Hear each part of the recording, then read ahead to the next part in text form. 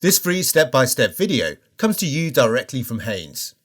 You can complete more than 200 jobs on this vehicle when you purchase the complete Haynes online manual at haynes.com. Place chocks each side of the front wheel, diagonally opposite to the one being removed. Then, where applicable, remove the centre cap from the wheel. Using the special anti-theft bolt adapter where necessary, slacken each of the wheel bolts half a turn. Position the jack head under the lower arm beneath the spring location. Then raise the vehicle until the wheel is clear of the ground. Support the vehicle with an axle stand under the lower arm mounting point. Fully unscrew the bolts and remove the wheel.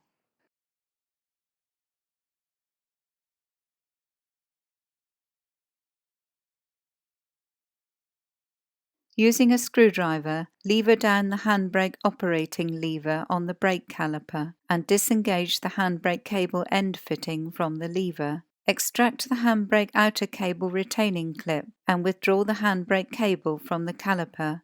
Where applicable, remove the brake pad wear sensor retainer from the brake caliper. Slide the harness from the bracket, depress the clip and disconnect the wear sensor wiring plug.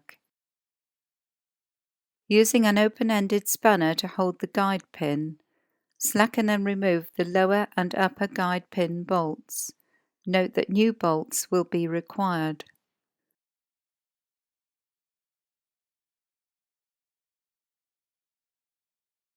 Pull the caliper from place. Feed the wear sensor wiring through the aperture, then suspend the caliper from the suspension to prevent straining the rubber hose. Remove the outer and inner brake pads. Prise the lower and upper anti-rattle springs from the bracket.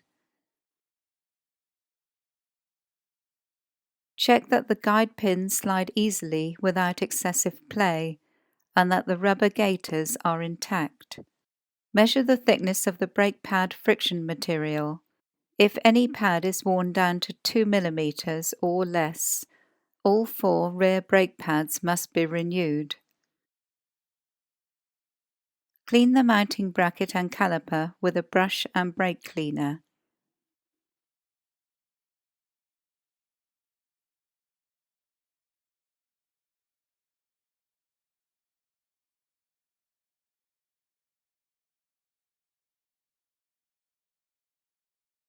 If new pads are to be fitted, the piston must be fully retracted into the caliper body.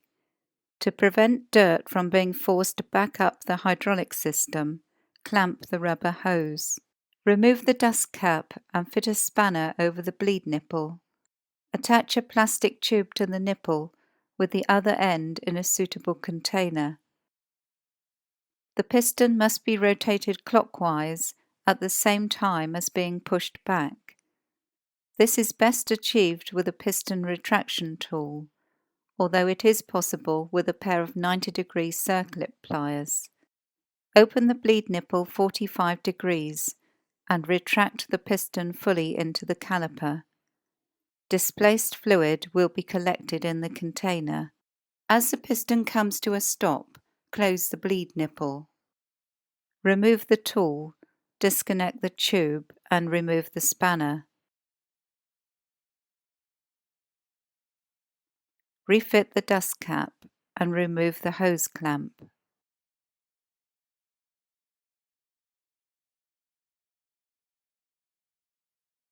Press the lower and upper anti-rattle shims into place on the mounting bracket.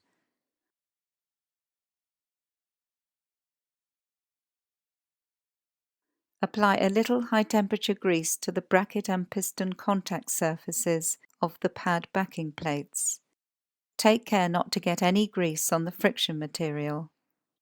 Slide the outer brake pad into place, ensuring the friction material is against the disc. Apply a little grease to the inner pad and slide it into place in the bracket.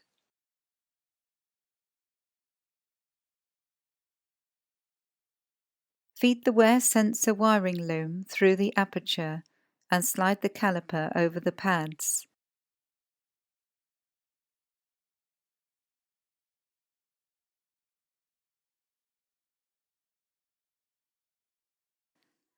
Insert the new guide pin bolts, not forgetting the bracket retained by the upper bolt.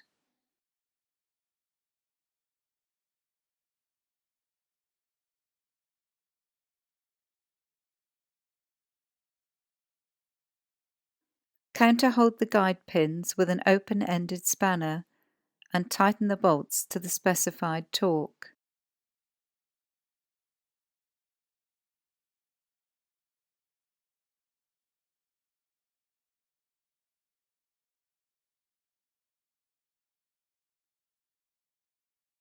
Reconnect the wear sensor and clip the connector into the bracket.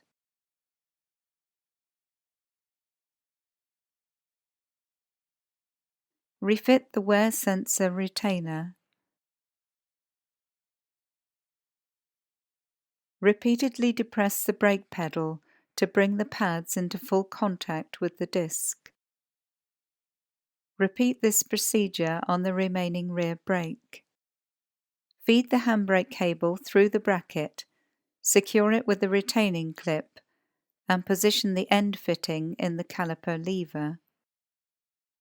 Tighten the handbrake adjusting nut until the handbrake operating levers on the rear brake calipers lift off their stops by a maximum of 1 mm. Using a set of feeler gauges is the easiest method of measuring. Apply and release the handbrake several times. With the handbrake released, check that the wheels are free to rotate without binding. Locate the wheel over the hub, align the mounting holes, and insert the bolts and lightly tighten them.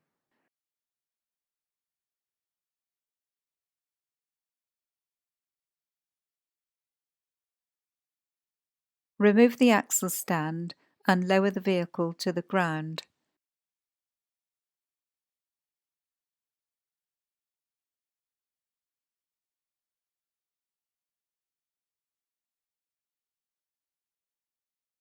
Tighten the bolts to the specified torque.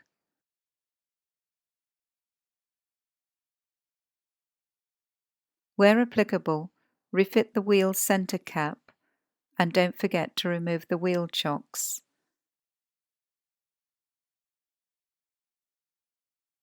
Upon completion, check and if necessary, top up the brake fluid.